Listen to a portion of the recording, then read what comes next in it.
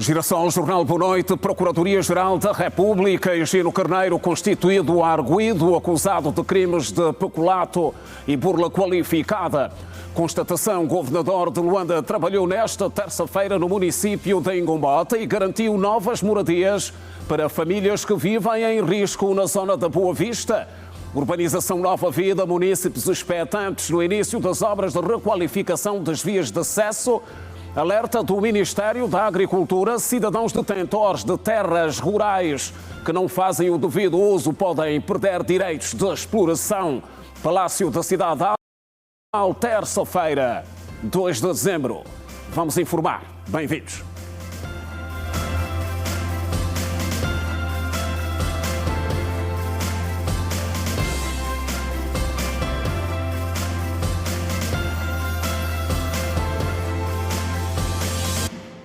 Outra vez, boa noite. A Procuradoria-Geral da República leva ao conhecimento do público que correu trâmites da Direção Nacional de Investigação, que foi constituído como arguido o Sr. Francisco Higino Lopes Carneiro em 2 processos crime, nomeadamente 46/19 e 48/20.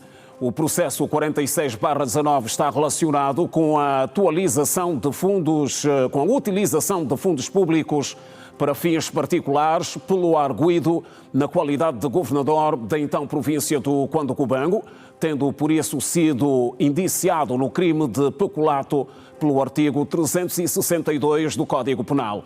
No processo com o número 48/20, o mesmo foi indiciado no crime de burla qualificada pelo artigo 418 do Código Penal por ter recepcionado de uma empresa privada mais de 60 viaturas no período em que exercia a função de governador da província de Luanda e distribuídas a várias pessoas sem proceder ao respectivo pagamento. Lê-se no comunicado de imprensa da Procuradoria-Geral da República. Angola acolhe de amanhã, sexta-feira, a 8ª Assembleia Geral da Associação dos Provedores de Justiça e Mediadores Africanos, organização atualmente presidida por Angola. É um dos assuntos que domina o dia em termos de atualidade. O Presidente da República concedeu a audiência à Associação dos Provedores de Mediadores de Justiça de África, chefiados pela Provedora de Justiça de Angola e presidente da organização, Florbela Araújo. A decorrer sob o lema O Provedor de Justiça e a Consolidação da Transparência, Eficiência e Sustentabilidade na Defesa do Cidadão, o evento, a ser aberto esta quarta-feira, reserva um ciclo de palestras com preletores nacionais e internacionais. A AOMA entende que os provedores de justiça e mediadores precisam estar mais próximos das comunidades, tendo em vista a procura das melhores vias para a resolução dos seus problemas. Caroline Zulo Soconi, secretária-geral da organização, refere que a Associação dos Provedores de Justiça e Mediadores Africanos está focada na busca de soluções africanas para os problemas africanos. And this is when we need to dialogue with government. Portanto, ter diálogo com os governos no sentido de ver como é que podemos trabalhar, como é que os serviços são prestados aos cidadãos, o que é necessário aprimorar. Portanto, este é o papel das provedorias. Então, a nível africano, estamos a trabalhar no sentido de elevar, digamos, a nossa fasquia em termos também das demandas a nível continental para que possamos chegar a um consenso como é que podemos trabalhar de forma sustentável, eficiente e transparente, e de tal forma possamos cumprir com a nossa sina de soluções africanas para problemas africanos. African problems, African solutions. Não se trata de uma assembleia eletiva, uma vez que os estatutos da AOMA prevêem eleições de 4 em 4 anos. Na antevisão ao encontro, que vai abordar temas sobre a promoção e a proteção dos direitos humanos, liberdades e garantias dos cidadãos em África, Os membros da associação foram recebidos em audiência pelo presidente da República, João Lourenço, no Palácio da Cidade Alta. As eleições do Comitê Executivo acontecem de 4 em 4 anos, o que quer dizer que as próximas eleições vão acontecer em 2027. Esta Assembleia Geral deste ano não tem questões relativas a processos eleitorais dentro da nossa organização, mas na verdade visa discutir questões cruciais para a nossa organização e seu funcionamento.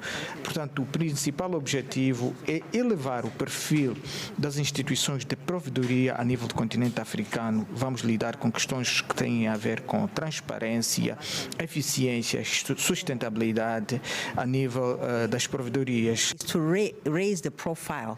Caroline Zulu Sokoni, secretária-geral da Associação dos Provedores de Justiça e Mediadores Africanos, sinaliza também que foram até o Palácio da Cidade Alta para agradecer ao chefe de Estado angolano pelo apoio concedido na preparação e realização da Assembleia Geral. General Assembly of African Ombudsman and Mediators Association in Angola. Esta Assembleia Geral visava congregar todos os países africanos. O Sr. Presidente para nós foi como se fosse um provedor de justiça, ouviu-nos e atendeu às nossas preocupações e concordou que pudéssemos vir cá para realizar a Assembleia Geral da nossa organização. Portanto, foi um gesto bastante magnânimo da parte de Sua Excelência o Presidente da República e nós entendemos que é algo que devemos agradecer, porque na verdade, quando se fala de provedores de justiça, estamos aqui a representar todos os países, porque cada país africano tem a provedoria de justiça e essa provedoria, consequentemente, representa os interesses do povo, está ali para defender os direitos fundamentais. Portanto, nós estamos bastante agradecidos pelo gesto do Presidente da República de Angola. Thanks to the President of Angola and the people of Angola. A Assembleia Geral é o órgão máximo de decisão da AOMA, composta por todos os seus membros que se reúnem religiosamente num período de 2 anos. O Presidente da República, João Lourenço, desloca-se amanhã a Washington, Estados Unidos da América, a convite das autoridades norte-americanas.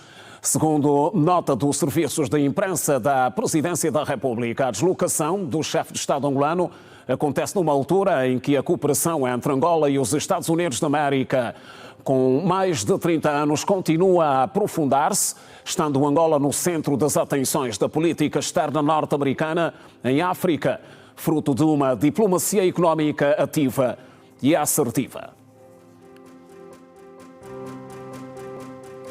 O ministro da Agricultura e Floresta, Isaac dos Anjos, advertiu nesta terça-feira em Luanda que todos os detentores de terras rurais que não fazem o devido uso podem perder o direito de exploração, o que vai fazer com que as áreas sejam atribuídas a outros produtores conforme o previsto na Lei de Terras. O ministro falava à margem da 11ª sessão ordinária do Conselho Nacional de Águas, orientada nesta terça-feira em Luanda pela vice-presidente da República, Esperança da Costa, e que abordou, entre outros assuntos, questões sobre a proteção das fontes de água. A mensagem foi transmitida durante a 11ª sessão ordinária do Conselho Nacional de Águas, orientada pela vice-presidente da República, Esperança da Costa, na Cidade Alta. No encontro, o ministro da Agricultura e Florestas, Isaac dos Anjos, reforçou que as áreas agrícolas do país precisam de ser melhor aproveitadas para gerar maior rentabilidade e recursos financeiros, tanto para os utilizadores como para a economia nacional. Mas, entretanto, temos muitas áreas no perímetro irrigado do Cachito que nem sequer estão a ser utilizadas. Tem proprietário. Se ousarmos tirar o proprietário ou fazer-lhe retirar o título de propriedade, suponho que isso dará muito barulho. Não é assim? A instrução que temos é mesmo essa, devíamos tirar as terras. Acho que muita gente está à espera que o engenheiro Isaac se atreva a fazê-lo para depois eles mostrarem a sua força de vontade.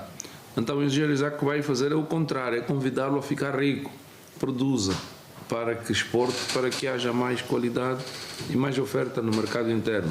O ministro apresentou ainda o ponto de situação dos perímetros irrigados no âmbito do Plano Irriga e destacou a existência de 50 áreas irrigadas até 50 hectares, 18 áreas abaixo de 100 hectares e 700 quilómetros de canais irrigados em funcionamento e avançou que Angola dispõe de um potencial para irrigar até 17 milhões de hectares ao longo das suas bacias hidrográficas. É possível, ao longo das bacias hidrográficas que o país dispõe, nós termos um potencial de irrigação de até cerca de 17 milhões de hectares, dos quais, em um cenário de boa utilização, podíamos chegar aos 3 milhões de hectares irrigados, e essa informação conduziu-nos também a uma explicação do estado atual dos perímetros irrigados e da preocupação que o Executivo tem em ver estas áreas a serem melhor aproveitadas. A reunião analisou também a necessidade de reforçar a proteção das nascentes dos principais rios e das turfeiras, áreas vitais para o equilíbrio hidrológico. As turfeiras são ao mesmo tempo, digamos, um ecossistema que permite reduzir as emissões de carbono. São então uma riqueza que temos que proteger, daí que também esteja a ser elaborada uma estratégia nacional para a proteção das turfeiras nos nossos principais rios. O ministro da Energia e Águas, João Batista Borges, defendeu a criação de um grupo técnico para apoiar as decisões do Conselho Nacional de Águas e acelerar as estratégias de conservação em curso. Há uma preocupação crescente com a conservação das nascentes dos principais rios, onde existem hoje atividades, enfim, diversas, como a mineração e a ocupação das margens, que estão a comprometer a água que alimenta, ou a disponibilidade de água que alimenta, digamos, as principais bacias, podendo colocar no futuro problemas com a sustentabilidade desses recursos. 11ª sessão do Conselho Nacional das Águas, orientada pela Vice-Presidente da República, Esperança da Costa, analisou medidas que visam garantir segurança hídrica, aumentar a resiliência climática e assegurar que os recursos agrícolas e ambientais do país sejam utilizados de forma sustentável e produtiva. Distrito Urbano do Rangel, água nas torneiras, em destaque.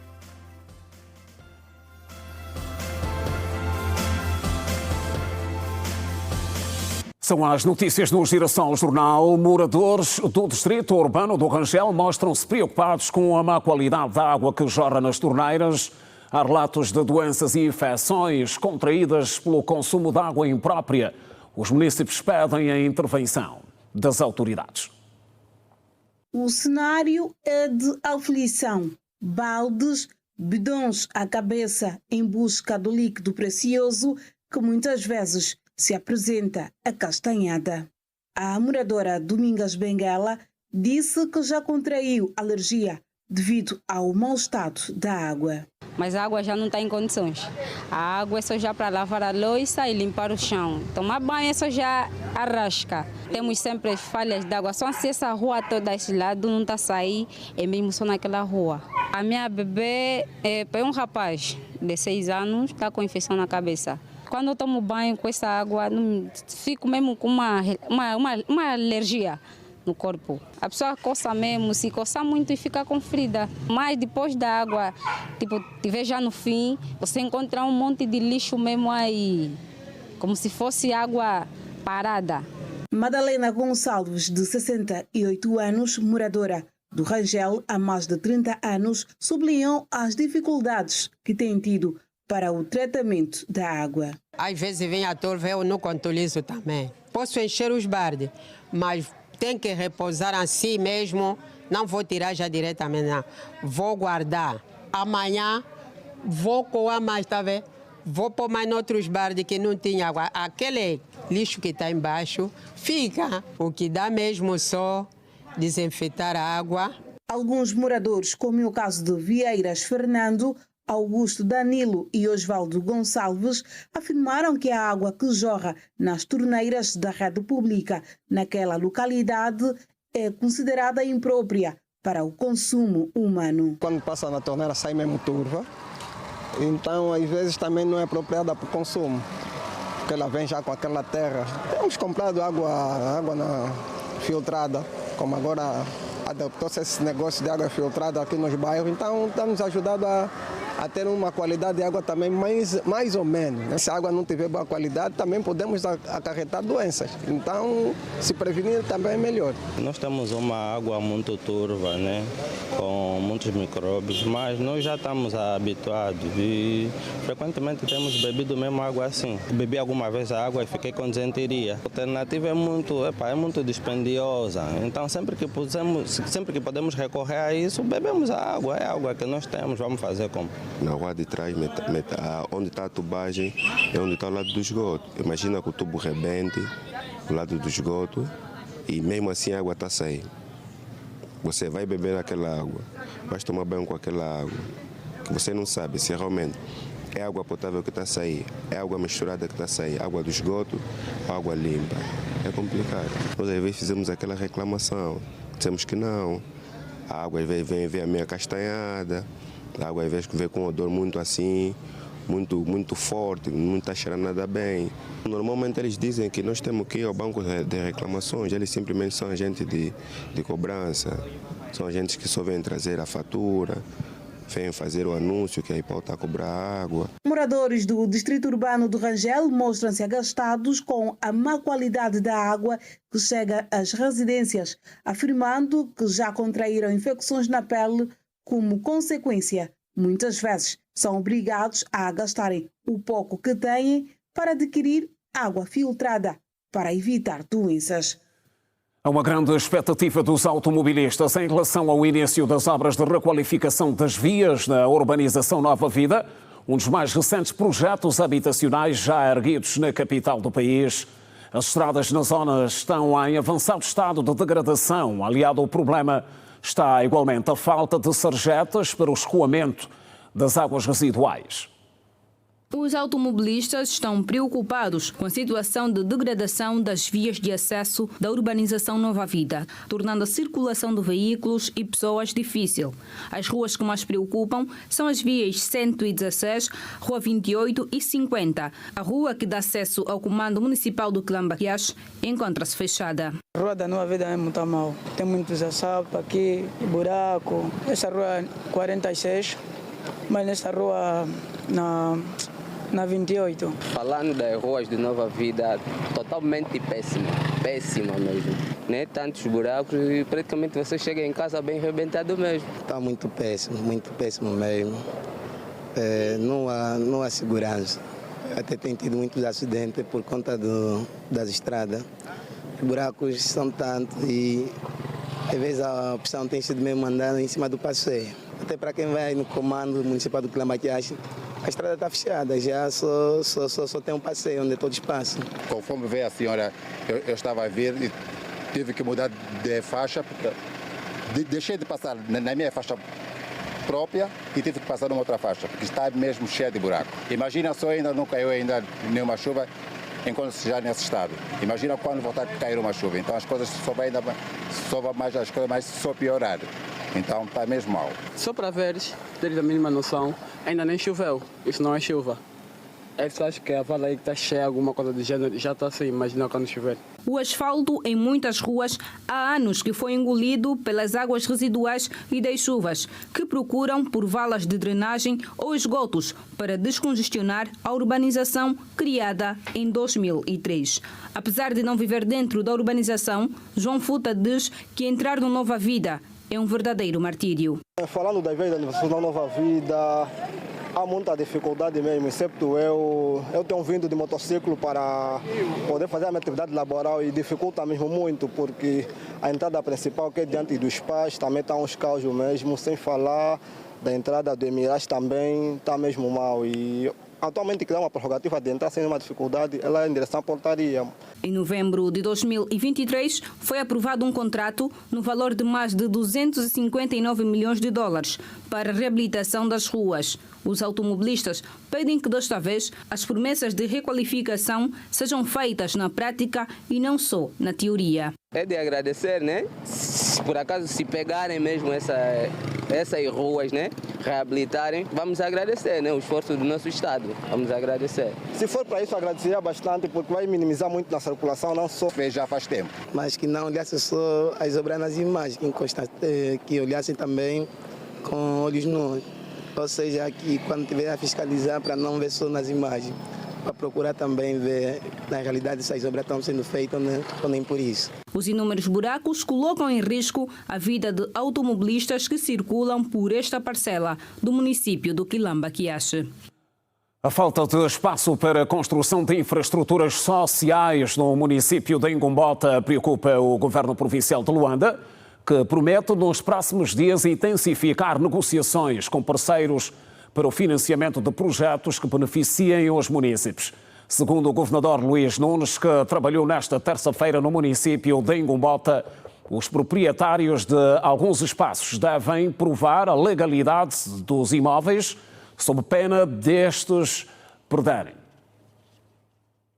A jornada de campo do governador de Luanda pelo município de Ingombota começou logo pelas primeiras horas desta terça-feira, onde foi possível escutar as grandes preocupações dos munícipes. Luís Manuel da Fonseca Nunes disse que um dos grandes desafios do município de Ingombota prende-se com a falta de espaço de terra para a construção de infraestruturas sociais. Para tal, o número 1 da capital do país fez saber que dentro em breve serão intensificados programas que visam conferir a legalidade de pertença dos espaços, sob pena destes passarem para a esfera do Estado. Já dei ordens às administrações municipais já há um tempo para lançarem editais.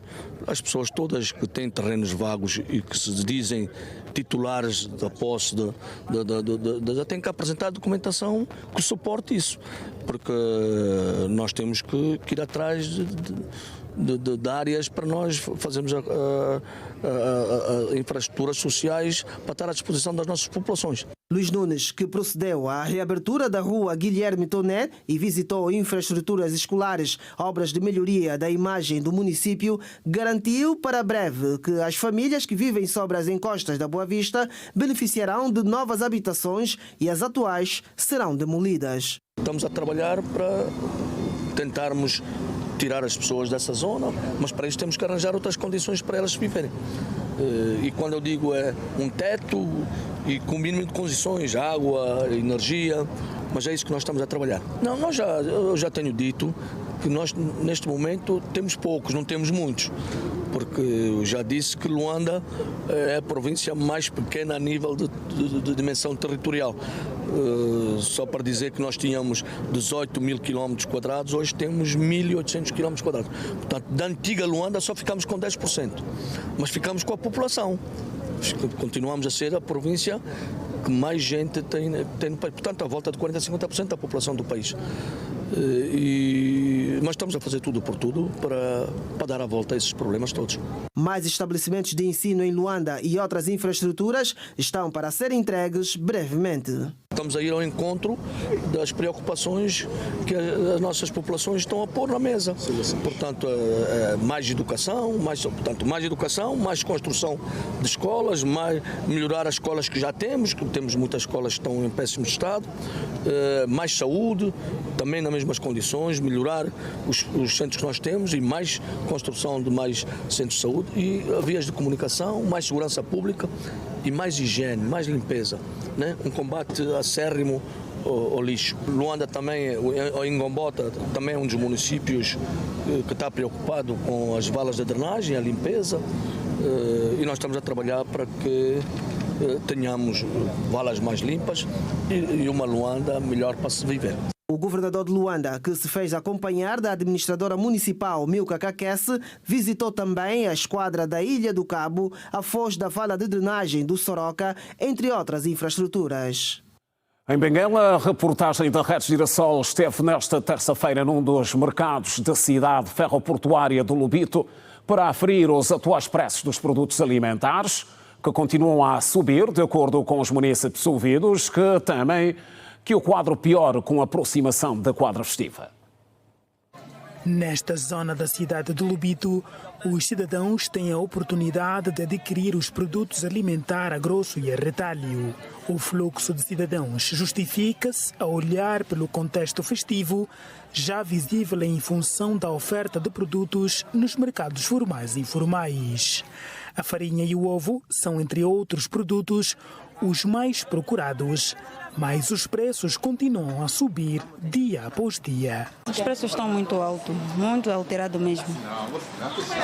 De momento eu queria ver o açúcar está quase 10 mil kwanzas, enquanto vamos a comprar às vezes a 8 mil qualquer coisa. Está difícil. O arroz,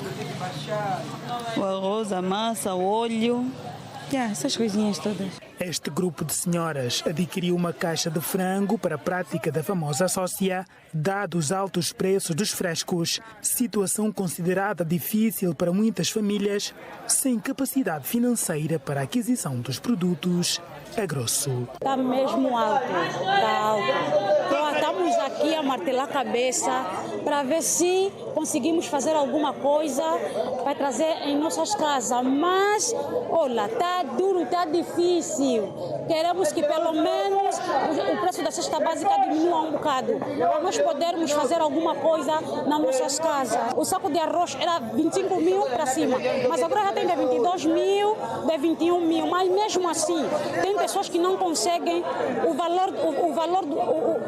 tem pessoas que não conseguem o valor do saco de arroz. Para eles está difícil.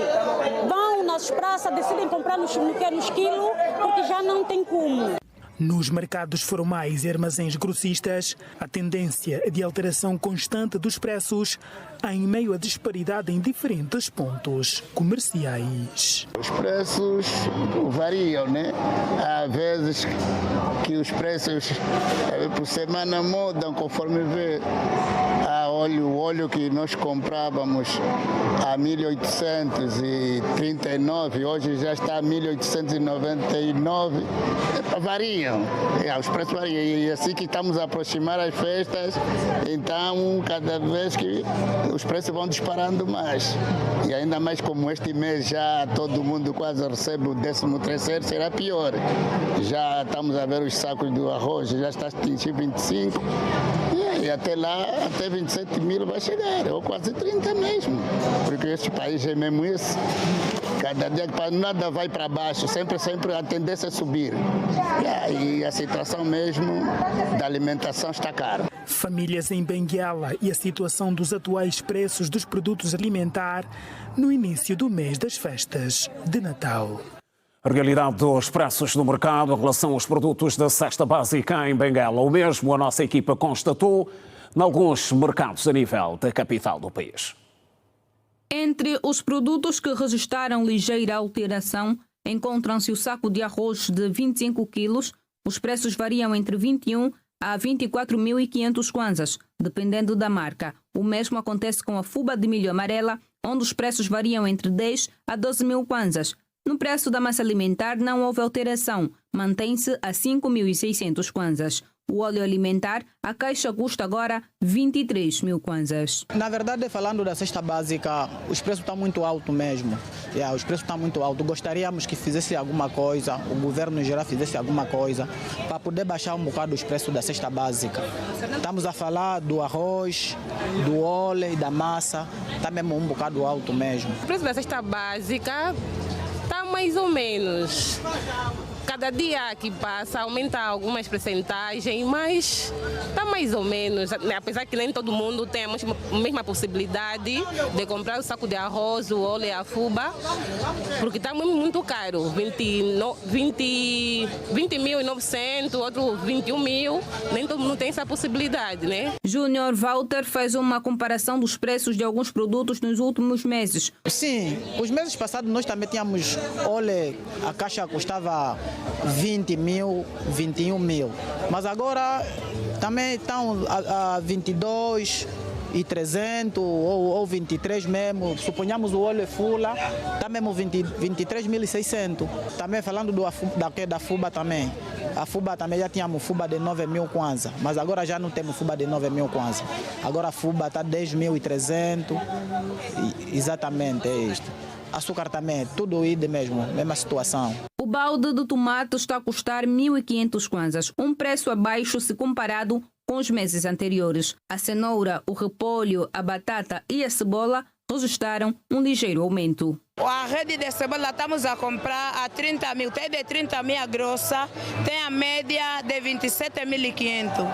A diferença é, os meses passados comprávamos a rede de cebola a 20, 18 a grossa, a média 13.500. É por causa do mês de festa, não só, por causa do fim do mês, quando o luvo entra, a cebola também o preço aumenta. Dezembro sobe mais ainda. Esses meses, setembro, outubro, compramos normalmente, mas quando chega dezembro sobe. Estas vendedeiras disseram à nossa reportagem que a coxa e o peixe, dependendo do tipo, continuam a preocupar. Sinceramente, o preço da cesta básica não está de agrado. O fresco está mesmo muito caro. A caixa de concha de 10 quilos está 20 mil, independentemente da concha. Cada tipo de concha tem o seu preço. Eles variam, por exemplo, de 10 quilos. Tem caixa que está 20 e tem caixa que está 21 mil. Nos meses anteriores o peixe estava um bocadinho mais puxado, mas esses dias já temos peixe de todo preço para todo mundo que tem menos dinheiro, como aquele que tem possibilidade de comprar mais. Por exemplo, aqui na bancada temos monte de 2,5, temos monte de 5. É que antigamente o peixe nós comprávamos a 20 mil, 25, agora está 35, 30, está mais caro. Então nós queremos para baixar o preço. A sócia tornou-se a única escapatória de muitas famílias para terem o que comer. Aqui até se encontra pouco, mas mais em frente, outros armazéns, é mais sócia.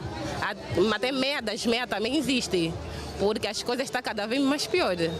Espera, para além da sócia, que é o meio normal, ainda tem o meio... Meia das meias. No outro meio, tem lá mais outro meio. É para sobreviver, não tem como. Os clientes não têm outra opção, só estão a aderir mesmo, não tem como fazer também, não tem como parar, é mesmo só aderir. Só tinha que ser mesmo, estão a fazer tudo por tudo, só para poder conseguir. Mas quem conseguia levar a quantidade, já não está conseguindo mais levar a quantidade. Na maioria das hortaliças, os preços não sofreram qualquer alteração. E o produto interno bruto do país cresceu 1,82% no terceiro trimestre do corrente ano, face ao mesmo período de 2024, segundo o Instituto Nacional de Estatística. O setor petrolífero registrou uma contração de 7,77%, enquanto o não petrolífero registrou um crescimento de 4,14%. De acordo com as contas nacionais divulgadas pelo Instituto Nacional de Estatística, no período em referência, o setor petrolífero voltou a registrar em 4 trimestres consecutivos uma contração de 7,7%, enquanto o não petrolífero registrou um crescimento de 4,14%, um aumento de 0,70 ponto percentual em relação ao período anterior. As principais atividades que contribuíram para a variação do PIB no terceiro trimestre de 2025 em relação ao quarto trimestre de 2024 foram a administração pública com 0,020%, extração de diamantes com 0,014%, extração de refinado de petróleo com 0,013% e transporte e armazenagem com 0,008%. Em relação à análise setorial, o valor acrescentado bruto da agropecuária registrou um crescimento de 3,53% no terceiro trimestre de 2025, comparativamente ao trimestre homólogo do ano passado, contribuindo positivamente com 0,27 ponto percentual na variação global do PIB, uma variação que, segundo o INE, deveu-se ao aumento da produção agrícola em 3,63%. O valor acrescentado bruto da pesca e aquicultura teve uma queda de 6,73% no terceiro trimestre de 2025 em relação ao período homólogo, contribuindo negativamente com 0,13 ponto percentual na variação global do produto interno bruto. a referida queda do setor. Por outro lado, o valor acrescentado bruto do petróleo decresceu 7,77%, contribuindo negativamente com 1,94 ponto percentual na variação global do produto interno bruto, tendo a variação sido originada pela queda da extração de petróleo bruto na ordem de 10,79%, uma vez que representa 93,08% do peso do setor. Os dados indicam que o valor acrescentado bruto de extração de diamantes, minerais metálicos e outros minerais não metálicos observou um crescimento de 0,98% no terceiro trimestre de 2025, comparativamente ao trimestre homólogo, contribuindo positivamente com 0,04 ponto percentual na variação do PIB global. Aconteceu nesta terça-feira em Luanda a sessão de esclarecimento sobre o novo regime de faturação eletrónica em Angola, que entra em vigor já em janeiro. Segundo as autoridades, a faturação eletrónica vai permitir a aceleração e facilitação dos processos e garantir eficiência operacional. A faturação eletrônica vai funcionar após a emissão da fatura no software certificado e vai ser comunicada à AGT em modo online.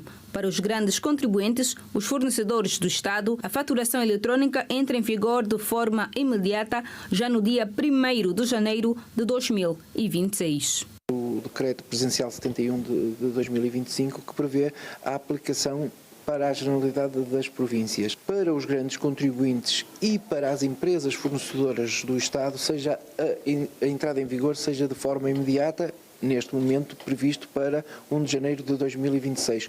Para os restantes contribuintes, pequenas e médias empresas e não fornecedoras do Estado, vai entrar só 12 meses após, ou seja, 2027. Pedro Montes falou das vantagens da faturação eletrônica, que consiste na redução de erros e custos, e ressaltou a transparência na fatura. As vantagens da faturação eletrónica, desde redução de custos, desde aumento da eficiência, mas o que eu acho que seria aqui de destacar é a transparência, os dados, a faturação.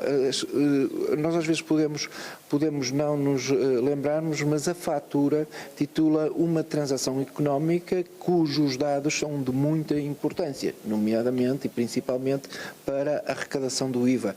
E para isso as empresas têm toda a vantagem de saber o IVA que têm que entregar ao Estado, mas o IVA também que pode ser dedutível através das faturas emitidas e que podem ser consultadas no portal da Administração Geral Tributária. Foi aqui destacada também a diferença das faturas digitais PDF e a fatura eletrónica. No seu momento, Pedro Montes falou da experiência que traz de outros países para Angola. O fecheiro em PDF, não sei se vocês sabem, mas o fecheiro em PDF per si ele pode ser alterado, enquanto que a faturação eletrónica não vai poder ser alterada. Essa é a grande diferença.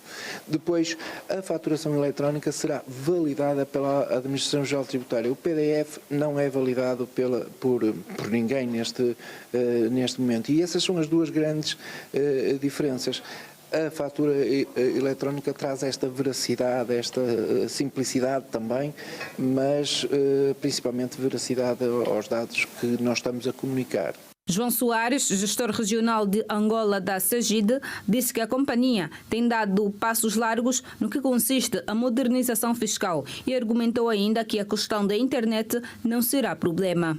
A nossa visão é que estamos a dar um grande passo. A SEGID, em conjunto com os produtos Primavera, PHC, Eticadata, Vendos, estamos a fazer todos os esforços para podermos responder já a partir do dia 1 a esta nova legislação que vai entrar em vigor, nomeadamente a faturação eletrónica. Do nosso ponto de vista, acho que é um avanço significativo, como partilhamos aqui hoje e através do nosso colega Pedro Montes. Estamos a dar passos largos naquilo que é a modernização fiscal e com a adoção da tecnologia acreditamos que iremos ter uma capacidade de resposta a toda a componente da faturação eletrónica. A faturação eletrónica é um passo e eu acredito que será uma alavanca para colmatar aonde eventualmente ainda haja alguma dificuldade, podermos acelerar e termos então aqui todo o país país a responder à faturação eletrónica. A faturação eletrónica é regulada por 2 documentos-chave, nomeadamente o Decreto Presidencial número 71/25, de 20 de março de 2025, e o Decreto Executivo número 683/25, de 22 de agosto, também de 2025. E voltamos a Boa Vista, na Ingombota, moradores daquela zona de Luanda, mais propriamente nas imediações à margem da divisória dos municípios do Sambizanga e Ingombota, manifestaram-se nesta terça-feira preocupados com o estado de segurança das suas moradias em função da circulação dos comboios do CFL. Trata-se de famílias que vivem em zonas consideradas de risco. Há muito que o bairro da Boa Vista tem tirado a tranquilidade dos moradores por diversas razões. A precariedade das casas, o saneamento básico e a criminalidade são só algumas destas causas destacadas pelos munícipes auscultados nesta terça-feira.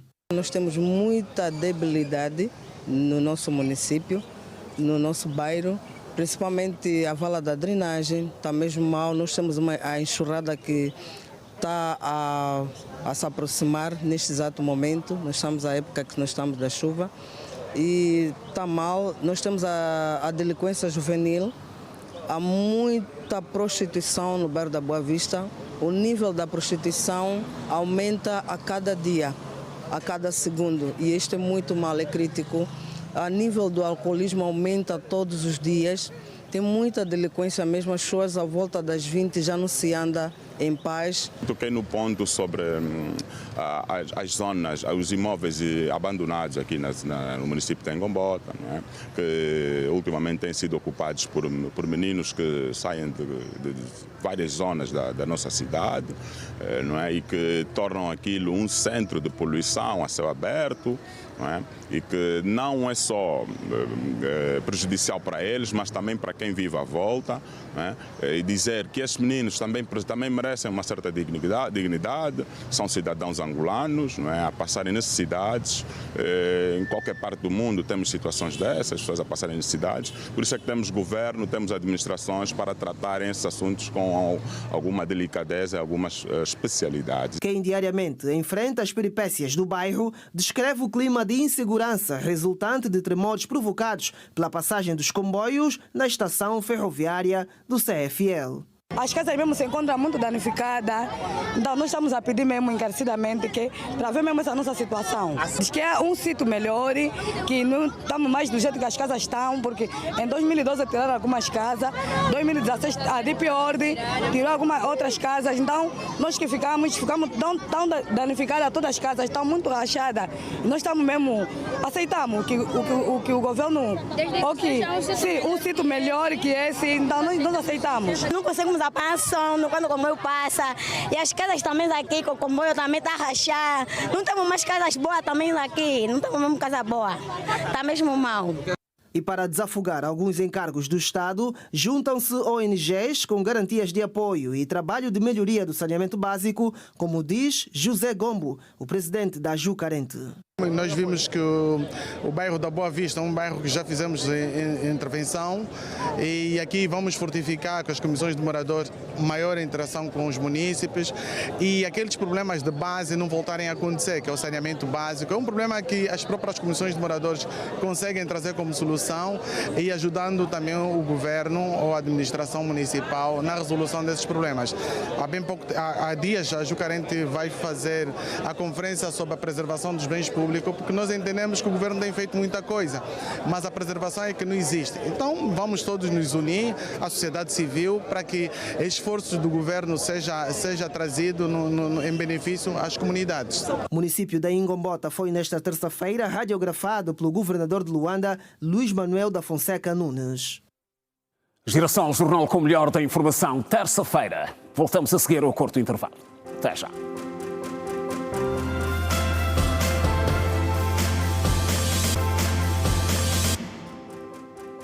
Já de volta é o Girassol Jornal, centenas de manifestantes. Durante o fim de semana, gangues fortemente armados atacaram a região central do Haiti matando homens, mulheres e crianças enquanto incendiavam casas.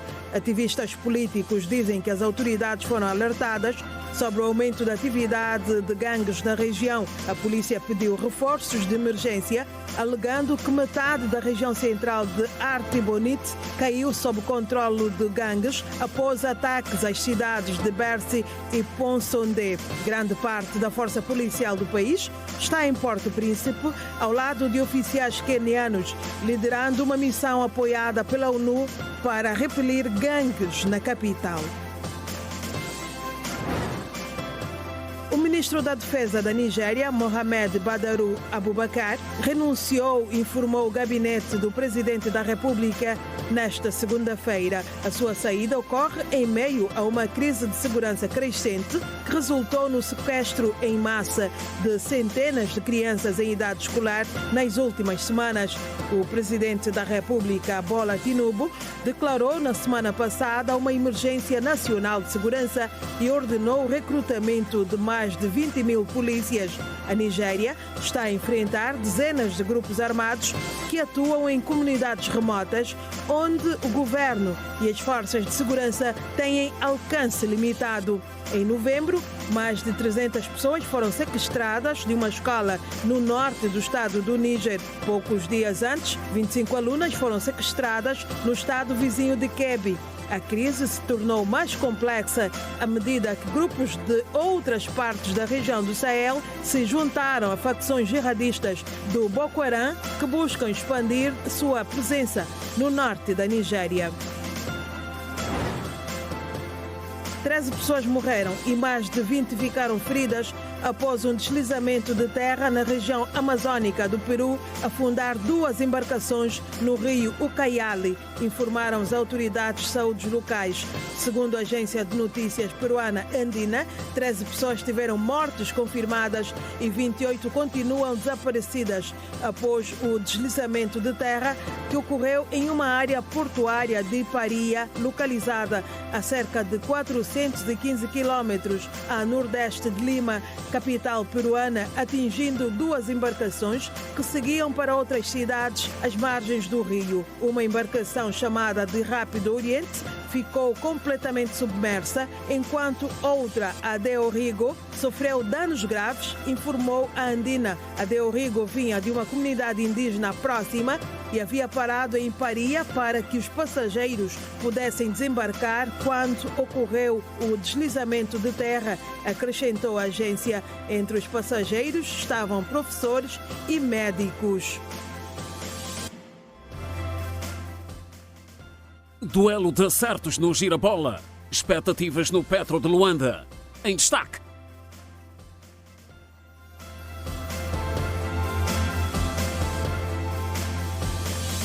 Ora, e olhamos para o desporto a seguir. Angola procura uma vaga nos quartos de final do Mundial de Handball que decorre na Alemanha e Países Baixos. Iram apenas diante da Noruega, vice-campeã do mundo. As 16 vezes campeãs de África somaram 2 vitórias na fase preliminar, marcaram 91 golos e sofreram 62, saldo positivo de 29 golos. Já as meninas da Europa Central estiveram alocadas no grupo G, perderam diante do Brasil e da Suécia, tendo vencido Cuba na última ronda. A seleção checa sofreu 80 golos e marcou 8. Tem argumentos mais do que suficientes para levar de vencida esta partida, tendo em conta que o objetivo passa por alcançar os quartos de final, algo que não acontece desde o Mundial de 2007.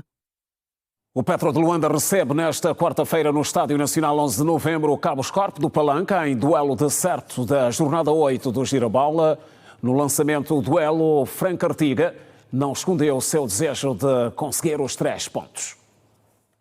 Depois do jogo frente ao Esperance de Tunis no último sábado, em que empatou por 1 bola, o Petro de Luanda está já com os bornos das baterias ligados à competição doméstica. O Girabola, especificamente, nesta quarta-feira, o campeão nacional vai receber o vencedor da última edição da Taça de Angola, o Cabos Corp do Palanca, num encontro de acerto ao calendário referente à jornada 8 do Nacional da Primeira Divisão. Na antevisão ao duelo, o técnico do Petro Petro de Luanda, Frank Artiga, sublinhou que terá uma equipa bastante forte pela frente. No entanto, disse igualmente que tem uma turma capaz de conseguir os 3 pontos frente aos Cangambas Team. Esperamos un jogo difícil, muy difícil, porque ya jugamos en Supertaça, entonces ellos saben cómo nosotros jugamos, no solo por el juego de Supertaça, sino como has dicho, ya hace tiempo que estamos jugando.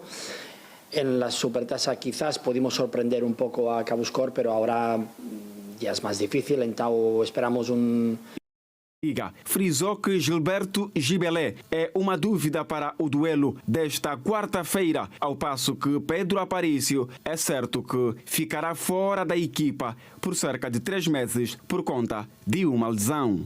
En Simba pudo jugar y jugó bien y pensábamos que ya está recuperado, pero otra vez en el último juego de Girabola contra Luanda City notó otra vez molestias y estuvimos intentando recuperar a Gibelé para el juego de Esperance, pero no estaba al 100%. Entonces, en este tipo de juegos de tan alto nivel, ya sabemos que Gibelé tiene mucha calidad, pero no podemos permitirnos tener un jugador en el campo al 60-70%. Hoy vamos a testar otra vez y esperamos que mañana pueda estar y pueda ayudarnos en el juego. No, Pedro Aparicio estará meses. Tuvo una rotura de tendón y esto le va a llevar entre 3 y 4 meses fuera del equipo.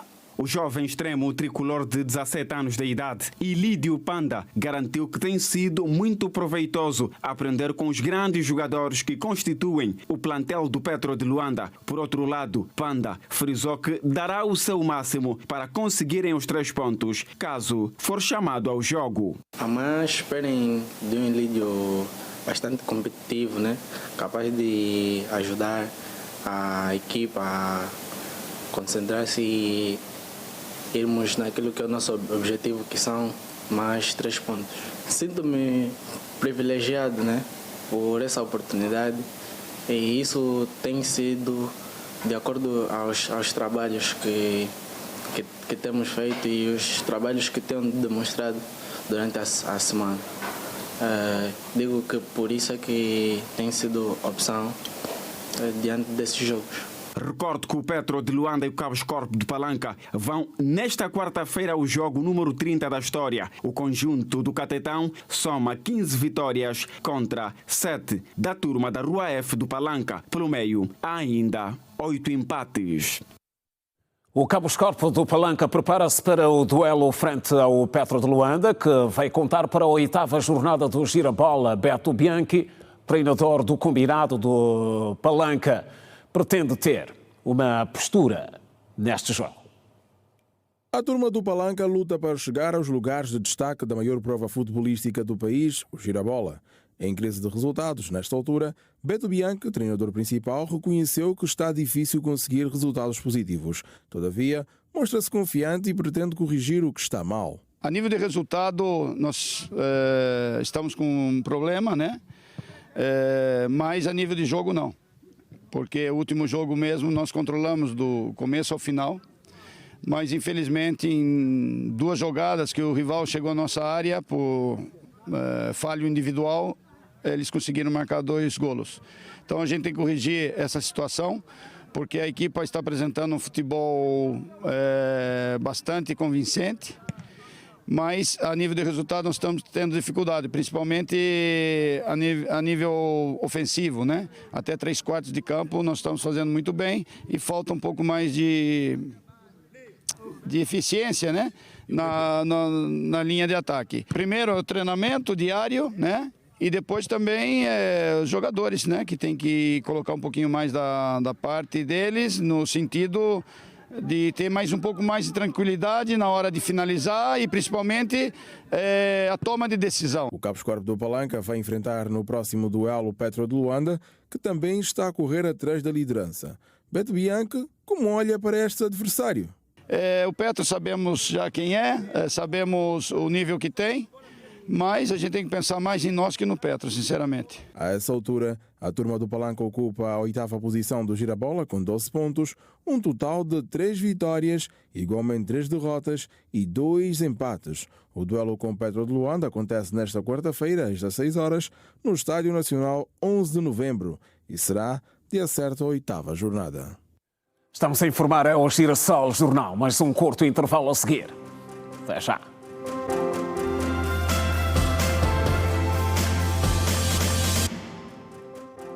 Já de volta outra vez, boa noite. As interferências das antigas potências coloniais, o desrespeito às constituições e as condições sociais das populações constituem algumas das motivações dos golpes de Estado em África.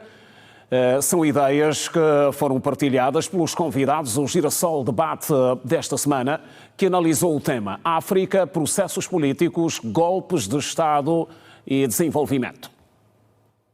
Desde 2021, a África registrou pelo menos 9 golpes de Estado, sendo o último que aconteceu na última semana na Guiné-Bissau. Só a Guiné-Bissau viu ao longo da sua história acima de 16 tentativas de golpe de Estado e 4 concretizadas. A chamada África francófona ou África do Sahel constitui a região mais propensa para os golpes de Estado. No caso da Guiné-Bissau, por exemplo, o especialista em assuntos africanos João Gonçalves Benedito considera que tudo aconteceu porque o presidente Umaro Sissoko Embalo já não servia os interesses de quem o colocou naquela posição. Provavelmente, aqueles que utilizavam o Embalo querem lhe preservar pelo serviço prestado, porque o Embalo atuava como se fosse um elemento manipulado do exterior. Tiraram dali pelo serviço prestado, agora vamos meter outra pessoa, porque eu disse aqui, muitos presidentes de África. Caso da Guiné-Bissau, o jornalista acrescenta que se trata de uma ação que visou única e exclusivamente anular as eleições que seriam ganhas pelo candidato da oposição. A questão dos golpes de Estado tem que ser entendida no quadro do autoritarismo ou, como você disse, da desmocratização do continente. Neste momento, segundo as classificações, por exemplo, da Freedom House, dos 54 países africanos, 10 são democráticos. Depois há um grupo muito grande, que é um grupo que está em longa transição para a democracia. E, infelizmente, apareceu agora um outro grupo que está em transição para a ditadura e que está a conseguir fazê-lo. Ora, os golpes de Estado vão nesse sentido. Veja que, imediatamente, o golpe de Estado em Bissau, anula as eleições, não deixa publicar o resultado, não deixa a gente saber quem ganhou. Porquê? Porque o Fernando Dias ia ganhar. Em segundo lugar, já proibiu manifestações e greves e já começou a repressão porque tem até pessoas que nem estavam nas eleições, como o Domingos Simões do PAGC, que estão presos. Ora, como é que a gente avalia um regime? É pela atitude que esse regime tem em relação ao seu próprio povo. O especialista em relações internacionais Nelson Pereira de Sousa entende que uma das vias para pôr fim aos golpes de Estado passa pela criação de instituições mais fortes. Se ele não for um golpe de Estado com motivações externas, acaba sendo sempre um golpe de Estado com motivações internas e de vária ordem, conforme disse. E todas as nações devem encaminhar, devem conduzir em tratar de ter aqui, no caso, instituições fortes. Não só homens fortes, mas instituições fortes que possam condenar essa tipologia de transição de poder, por ser ela chantagem, ser perniciosa para o desenvolvimento de qualquer Estado. O jurista e docente universitário Carlos Lopes está em Portugal e considera que é hora de os governos africanos fazerem uma aposta forte no capital humano e na melhoria das condições sociais das populações. Ter acesso à educação, não ter tantos milhares de crianças fora do sistema de ensino, dar prioridade à agricultura, à agroindústria, à criação do autoemprego, àqueles que têm essa possibilidade, acabar com o mercado informal e acabar porque o Estado tem que apresentar políticas públicas para que o mercado informal vá desaparecendo e que essas pessoas sejam incluídas no sistema económico e social do país. Os constantes golpes de Estado refletem uma tendência crescente de instabilidade política em várias regiões do continente, muitas vezes impulsionada por crises econômicas, insatisfação popular e a influência de potências externas. Só a Guiné-Bissau viu ao longo da sua história acima de 16 tentativas de golpe de Estado. Ora, engenheiros informáticos e gestores de projetos defendem a implementação de planos estruturados para que os projetos em vários setores sejam eficazes e com resultados viáveis. Alertam igualmente para a adoção de metodologias claras como forma de reduzir riscos, aumentar lucros e garantir a confiança dos clientes. Com projetos que nascem todos os dias e desafios cada vez mais exigentes, a gestão eficiente de iniciativas deixou de ser um luxo e passou a ser uma necessidade transversal a quase todos os setores. A ausência de planos estruturados pode comprometer prazos, desperdiçar recursos e afastar a tão desejada confiança dos clientes.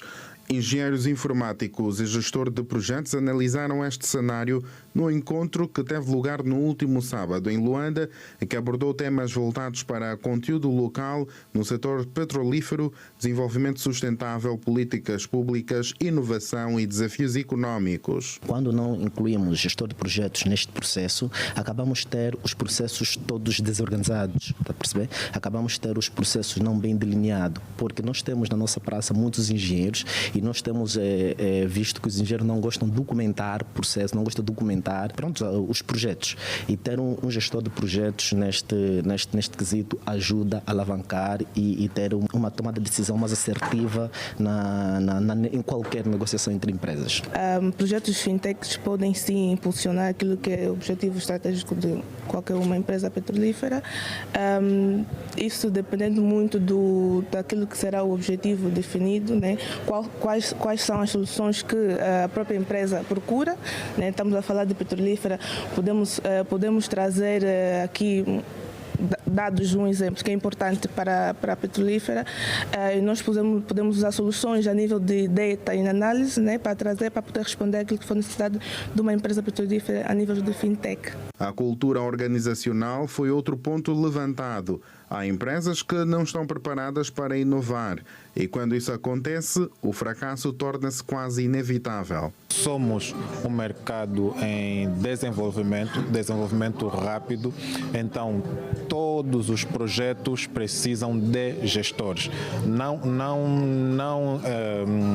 interessa a dimensão do projeto, se for para 10, 100, 1000, 1 milhão de pessoas, todos os projetos precisam de um gestor.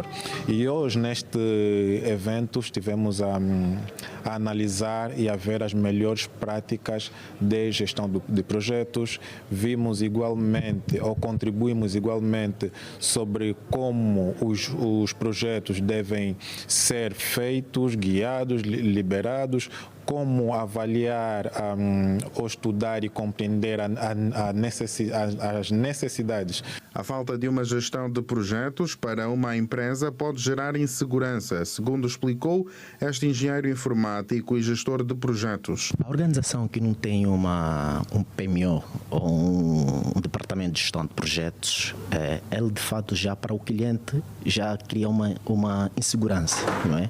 Porque como eu vou fazer parceria com uma empresa que nem sequer está organizada?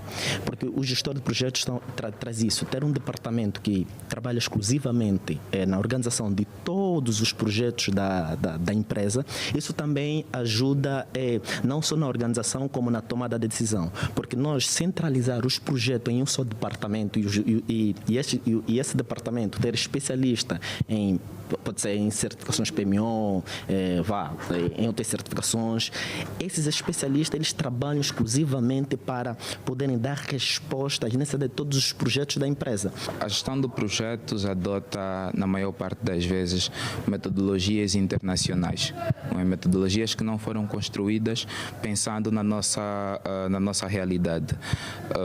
Então, o Project Summit trouxe aqui essa ideia de discutir, abordar o impacto direcionado à nossa região.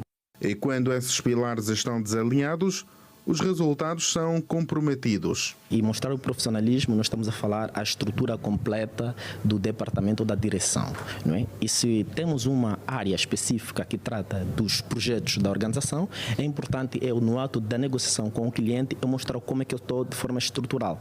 Se for numa negociação com aqui o prezado e eu perceber que a tua organização, a mesma área de finanças e a mesma área de tecnologia, é a mesma área que dá resposta de gestão de projetos, eu já crio uma ligeira insegurança. Então, o parceiro mostrar para o cliente a estrutura organizacional da empresa, o quão organizado estão, como estão a dar resposta, um departamento específico que dá resposta da necessidade dos projetos da empresa, isso naturalmente traz um conforto e uma segurança.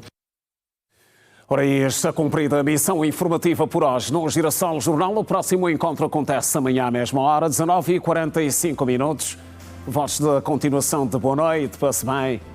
Estamos juntos.